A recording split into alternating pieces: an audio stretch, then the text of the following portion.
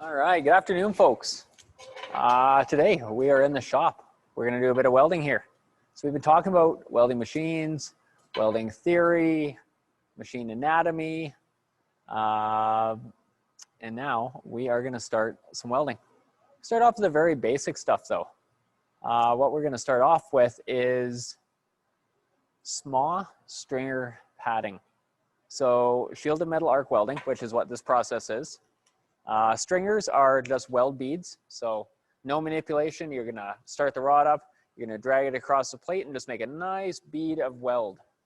And then what we're gonna do is we're gonna put those side by side, nice and tight, kind of shoulder to shoulder. And we are going to have a good looking, basically new layer of steel on top of the old steel. Kind of like what we tried with the gas metal arc welding. A lot of people didn't quite grasp that concept. So I'm gonna grab a couple pieces and we are gonna talk about those before we fire up the welder.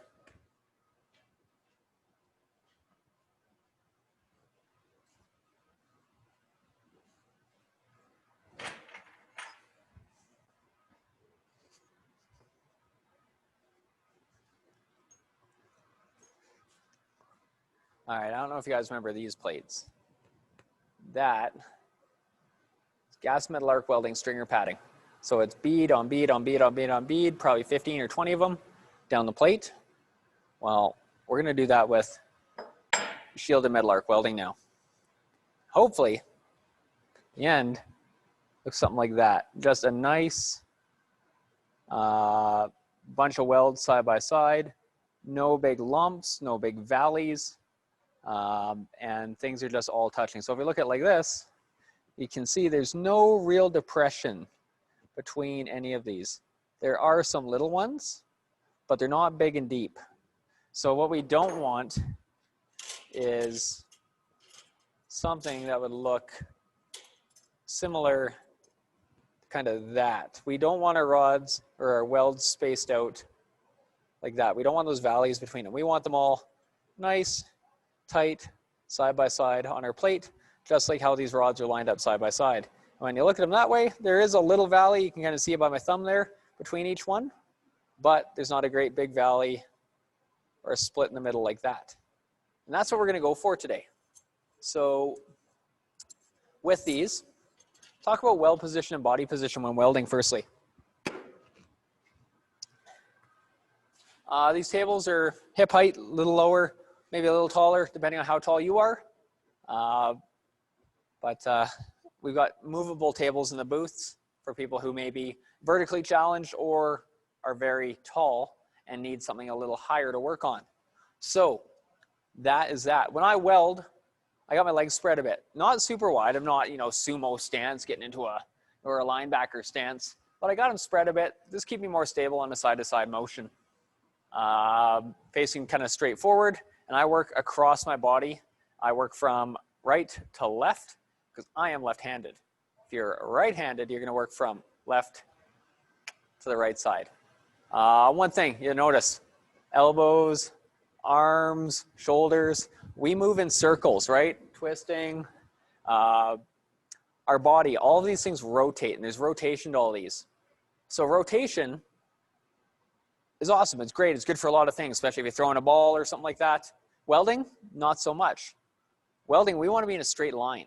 And that's tough to do, to kind of rewire our brain to think about moving side to side.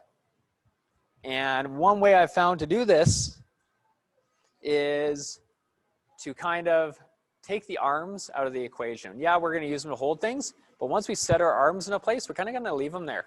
And I kind of move my body side to side, kind of using my hips, kind of like I'm doing like side lunges, I think they are. I don't know, I'm not a gym guy or whatever, but doing this, there is a slight bit of rotation, but our body mainly moves side to side on this plane.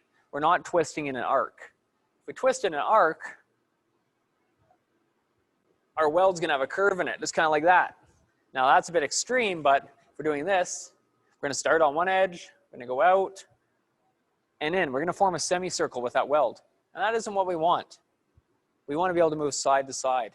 And eventually you can find out what works for you, but when starting people off, I always like to talk about body positioning, keep ourselves centered to the weld. work from side to side.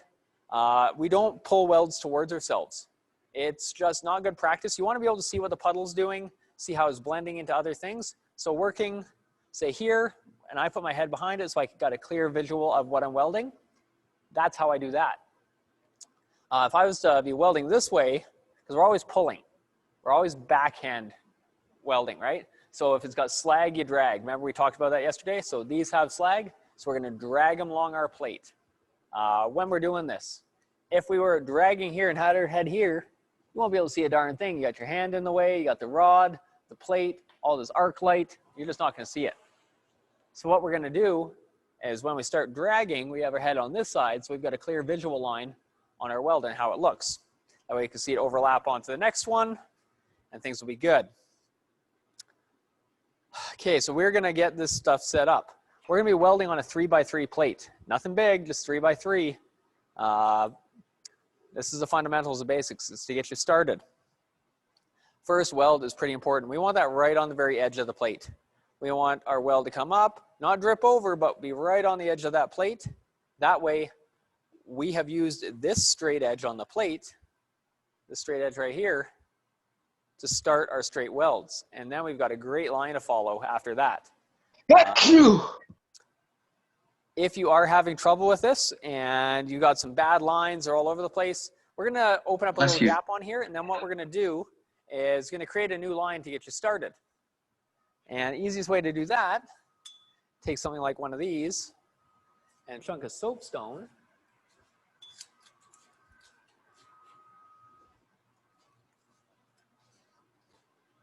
And you can just draw yourself a line on here.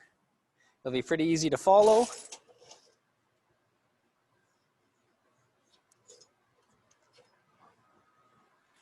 And there would be your new weld line to follow. So that'd be fairly easy to see while you're welding. And that's what we would do if we were all wobbly with the first one. We'd just draw a line and then start building off of that. So I want these nice and tight together. I probably want to get 12 passes on here. So I'm just going to take a look at this one. I'm just going to count some passes quickly. So I've got 1, 2, 3, 4, 5, 6, 7, 8, 9, 10, 11, 12, 13. So 13 passes on here. So I was a guess at a dozen.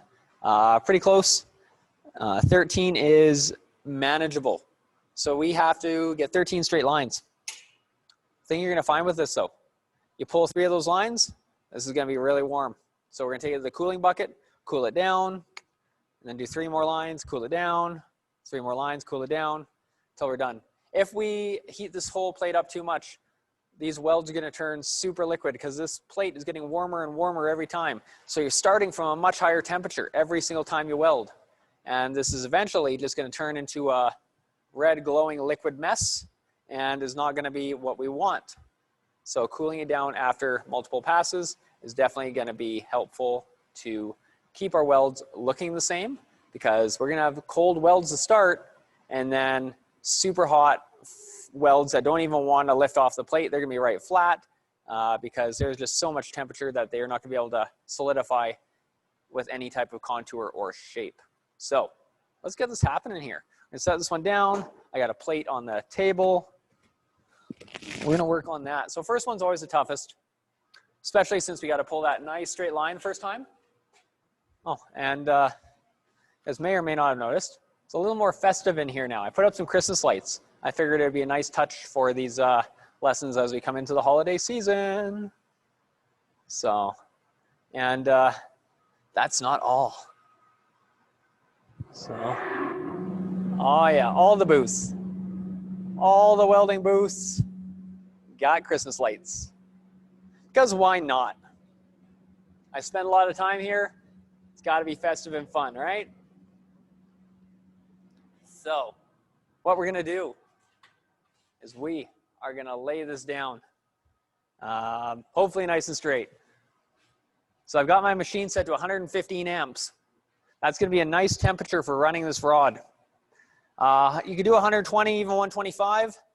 This is thin material. You're going to burn through it or overheat it really quick. So this is 1/4 inch. And it isn't going to take a whole lot to get this stuff nice and hot. So that's why every 2-3 passes, I want to cool this down. So got that set up. I got some welding rods here, and we're gonna start running these.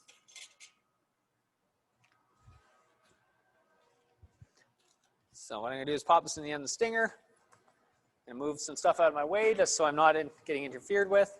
And I should be able to run some pretty decent welds around here. So I like to put a little bit of a kink in my rod here at the end. This kind of makes it easier on the wrist, so I'm not cranking my wrist down.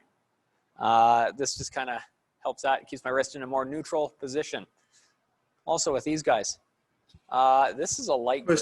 I'm not going like, I'm not flexing. You can't see like tension anywhere. I hold it like I hold a coffee cup. I hold it nice and light and easy, and this helps me be more flowy. Because if you're all tight and rigid, you can't get that nice smooth transition you want. And yeah, does it matter if you to what? You got to finish that sentence.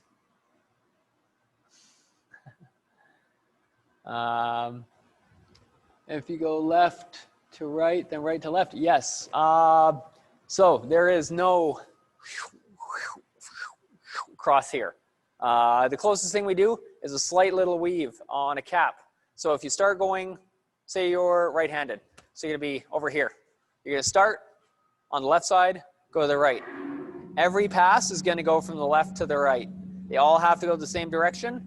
Otherwise, on a job site, that weld would fail. It's a discontinuity, and inspectors really don't like that stuff. So that would be, yeah, not very good. So you always travel the same direction. Unless for some reason someone tells you not to. Yeah. Why? So why? That's basically so we can get all the uniform appearance on the plate.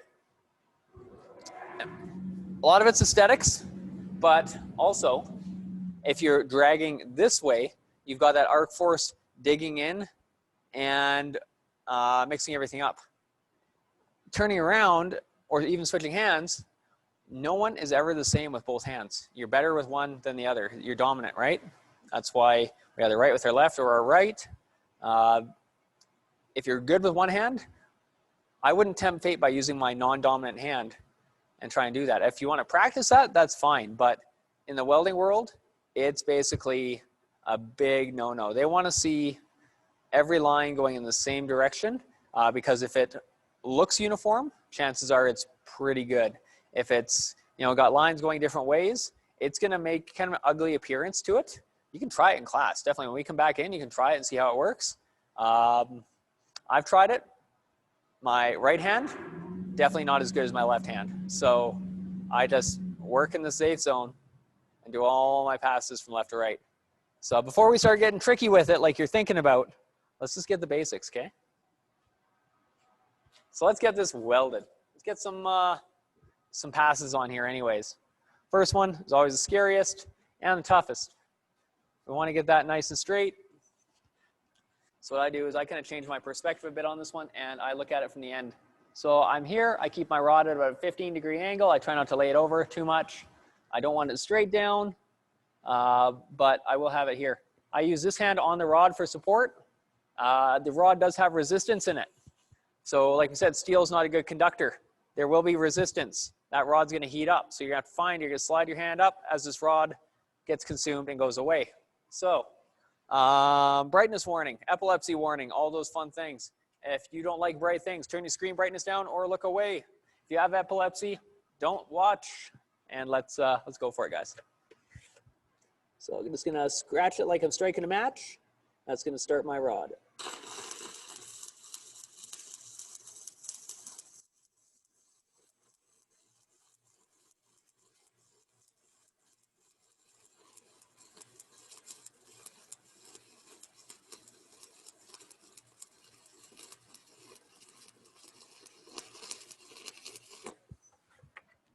There, just like that, first one's down.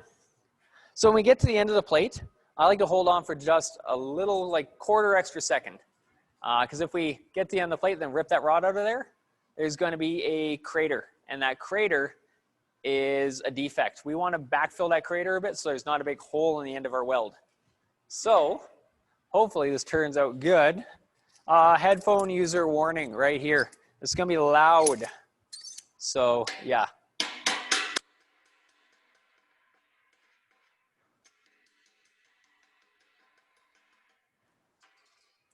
RIP headphone users.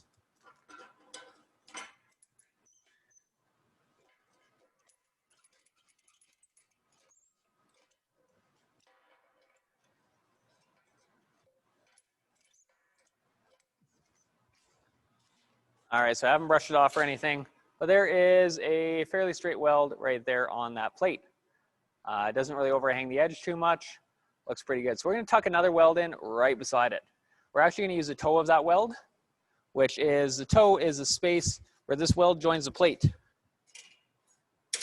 So, see if I can get a rod here and point it out. Where does the school get rod? I buy it all. I buy it from Oxy Pro. I buy it from a few different people, whoever gives me the best deal. So I'm gonna put my next weld right on this edge. You can kind of see that line there? That's where my next weld is gonna be. And then it's gonna flow halfway up onto this one, almost to the peak, and that's gonna give us nice overlap. So we'll get this set back down here. One thing I've found, grade 10s always have a hard time starting these rods. And that's because we get what's called a slag cap on the end of it. It's hard to see, but maybe you won't see. Oh, you can kind of see it. So right now there's a bunch of slag over the core wire on the end of the rod. That's insulating it, so it will not pass electricity through there. So what we need to do is we need to get rid of that before we can strike another arc. Otherwise, we're just going to be tap, tap, tap, tap, tap on the plate. Nothing's going to happen. So what I do is I take it and I'll simply just rub it on the floor. Floor isn't a part of the electrical circuit, the concrete. So I'll scratch the end on the floor, and that's going to expose that core wire, and then we're going to be able to start our rod real easy again. So just giving it a couple little rubs on the floor. I've got the core wire exposed. So next time I start this up, I'm just gonna strike it like a match, and it should start no problem for me. So let's see how that works. Just like that.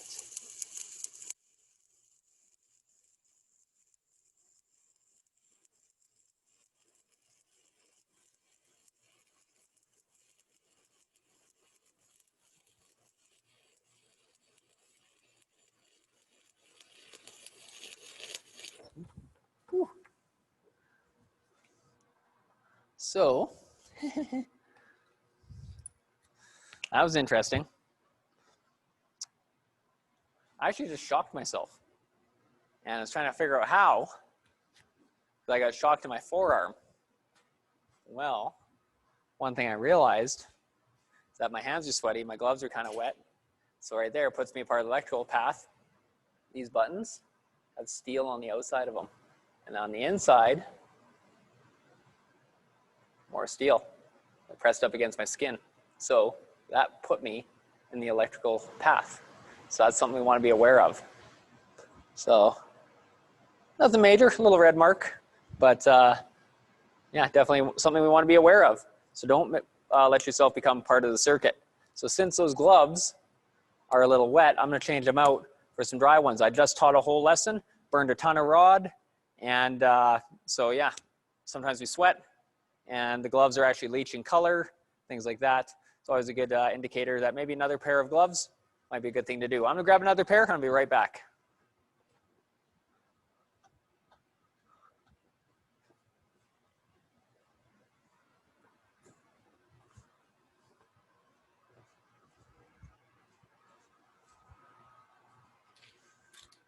And just like that, I got another pair. Cool. So these ones are a little thinner. You're gonna have to be more careful, but that's the way it is. So we got this bit here. We're gonna clean this one up. Once again, headphone users, please. Yeah.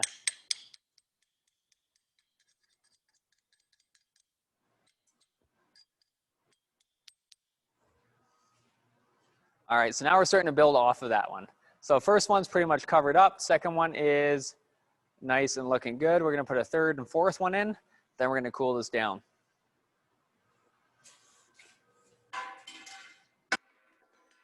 Normally I'd cool it after 3 passes, but I'm doing a lot of kind of chatting with you guys. So it's allowed this to cool down enough that it's gonna be okay for us to do so. So I work across my body.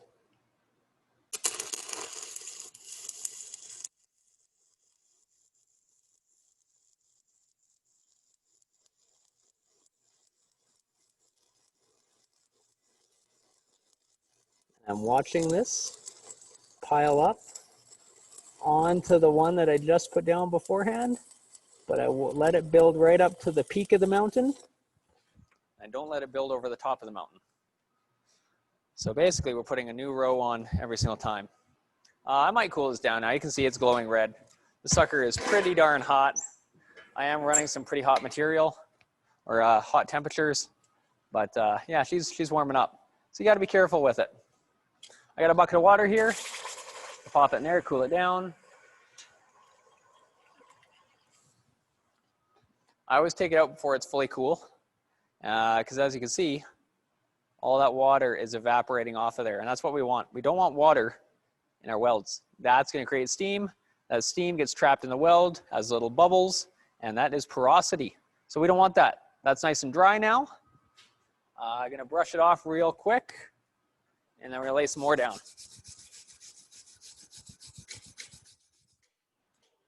Yeah, not looking bad.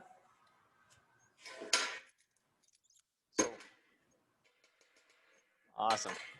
Okay, we're going to continue on. Grab a new rod.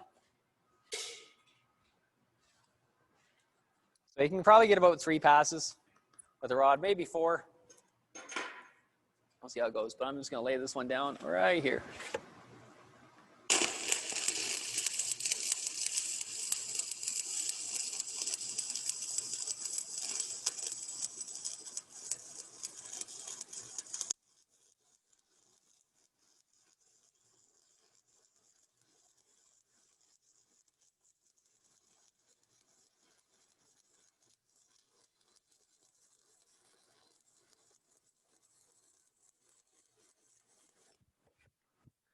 All right, that one went pretty well.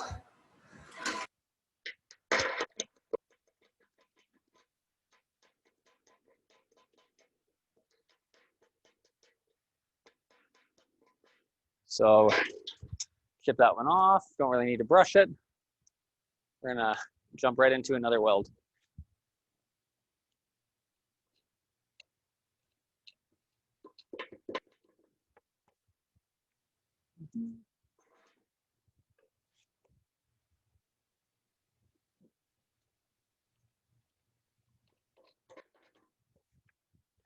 Okay, so I'm having trouble getting a ground here.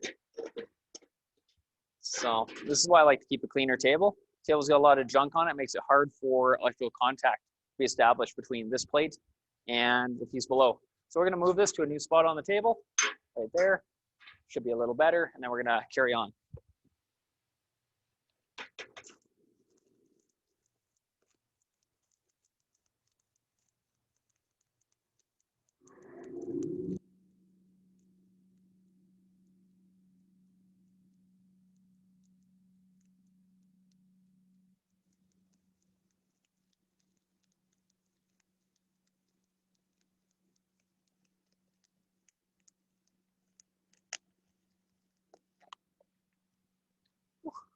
So I got room for one more on that rod. So we'll lay one more down, then we'll cool the sucker down again. I'm getting a little impatient, so I'm trying to chip this right away. The slag doesn't come off when the stuff is super hot. So we need to wait just a second for it to cool down. Also, that's why I cool it down in the bucket, because it's going to allow that slag to come off as well. So I got one more pass here, and then we'll cool this sucker off.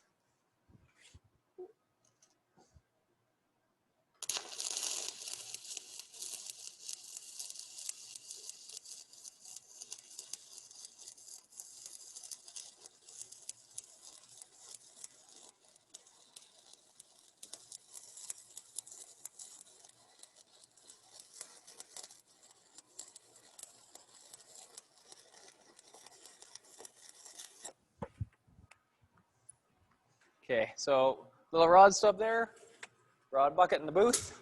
That's what they're for.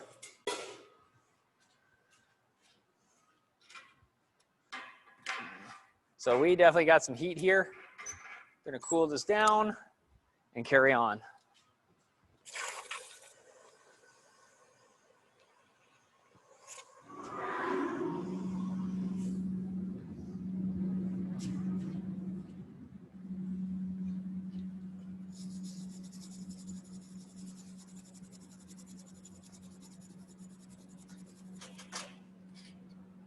So one more set of welds, and then I might buff this up, show you guys. We're about halfway across that plate.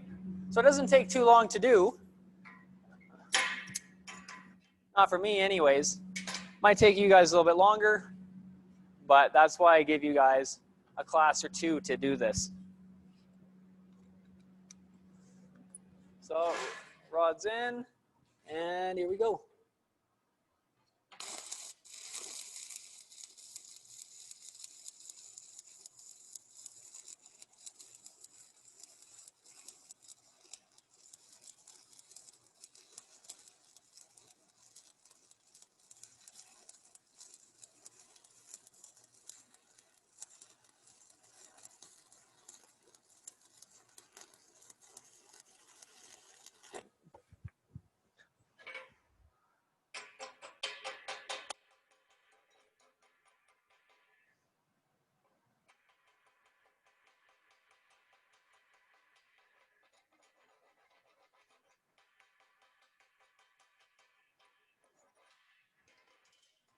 All right, so I know it might be tempting when you got this in the booth to just beat and wail on everything. Not a good idea. Firstly, it's really loud and obnoxious. Secondly, we want our welds to look nice. We want them to have that nice smooth ripple finish on them. We don't want to have a weld that looks like it was beaten to death or shot with a shotgun, right? We don't want that. So what I'm going to do is lay a couple more down, then we'll talk about this.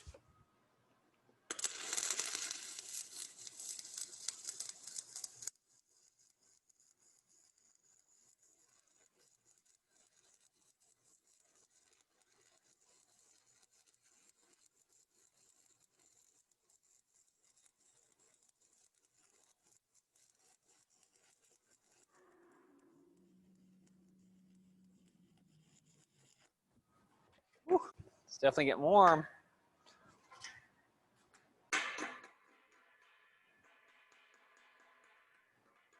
So we'll let this cool for a moment.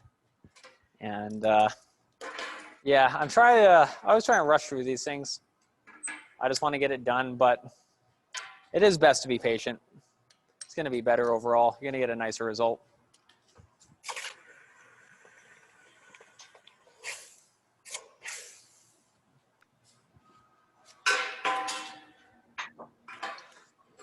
Yeah, it looks like just a few more welds and we'll have this wrapped up. So I'm just going to weld the rest out, and then we'll talk about how this goes. So all I'm doing is I'm building off of each one and tucking them in tight. And I'll give you guys, I'll show you guys a little drawing I'm going to put on the board, and I'll kind of show you how I make this happen and how I overlap these nicely. So we're going to do a couple more.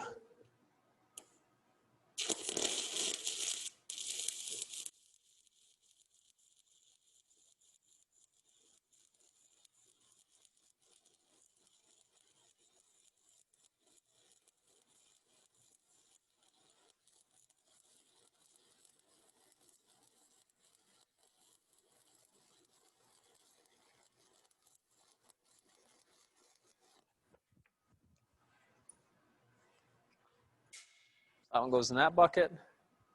Get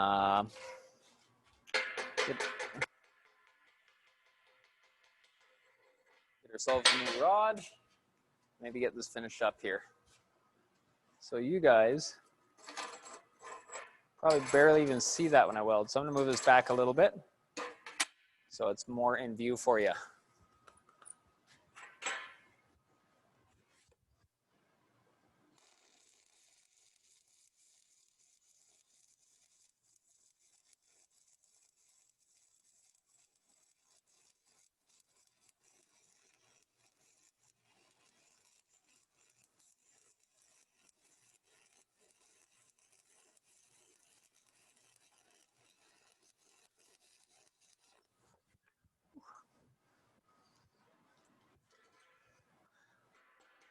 So we're definitely getting warm now. This plate, there's so little left that it just heats up almost every pass. So when you get to the end, you may have to cool it down a little more often.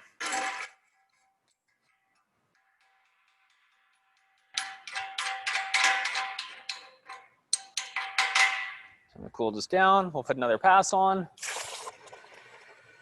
We'll cool it down one more time after that, then probably our final pass, I think. So I'm getting near the end of this here. So we've got a case where it's a little bit of extra moisture on there that we don't want. We'll grab this, we'll take it over to the buffing wheel, which is right here, if you guys can see that, right here. We're gonna clean this up quick.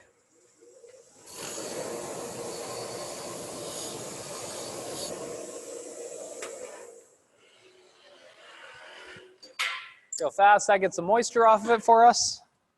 Then we're gonna lay down probably a couple, maybe 3, looking like 2 passes, and wrap this up for you.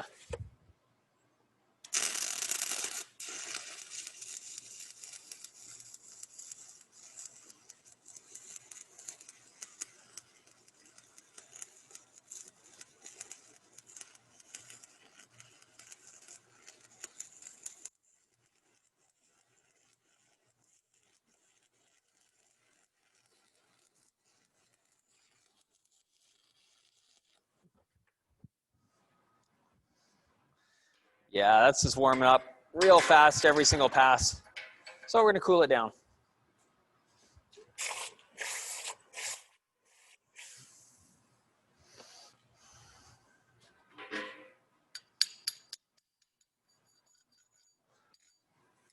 What I've got here is space for 1 weld. So I'm gonna put that last weld in. I'll show you guys a little bit what I'm talking about. So I've come from this edge of the plate all the way across, and I've got room for 1 more there, possibly 2 if I really tried. I'm gonna just do 1. I may not fully get the far edge of the plate, but kind of looking for consistency of welds here. Not that you can space every weld out just perfect. That'll come in time as you guys learn. So we've exposed that core wire, which is what we want. Let's wrap this up.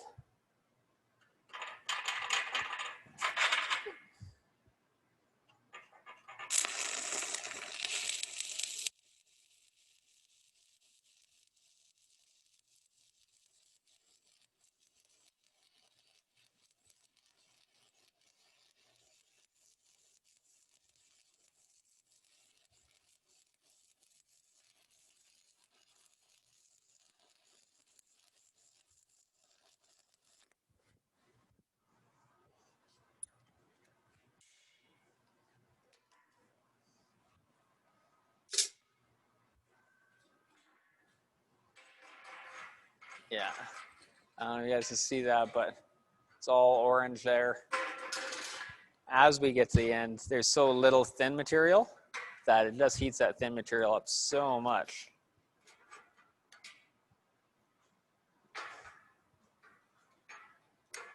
But let's dunk this. We'll clean it up, and we'll see what we got.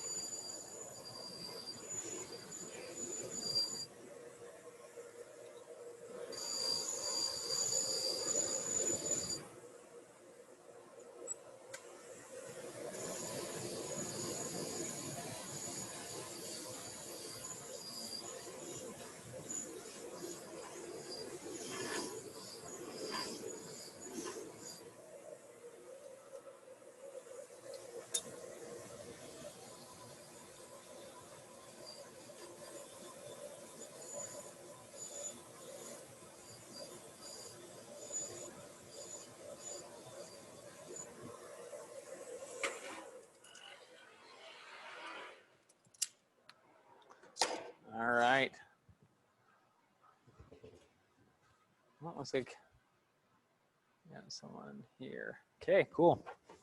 So, completed this plate.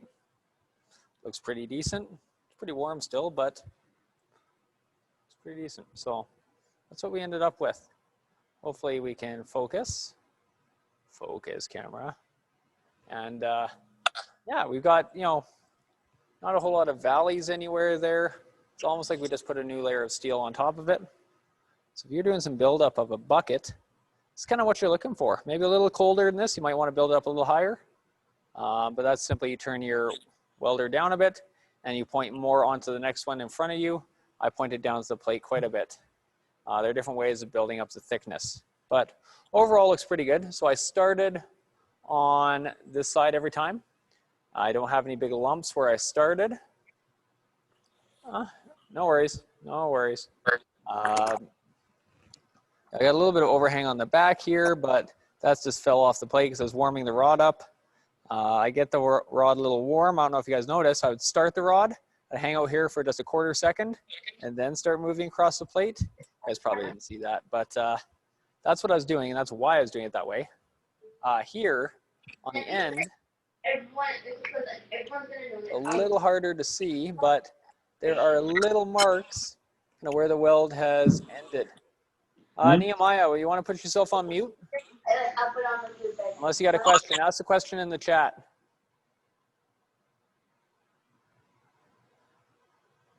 Awesome, thank you.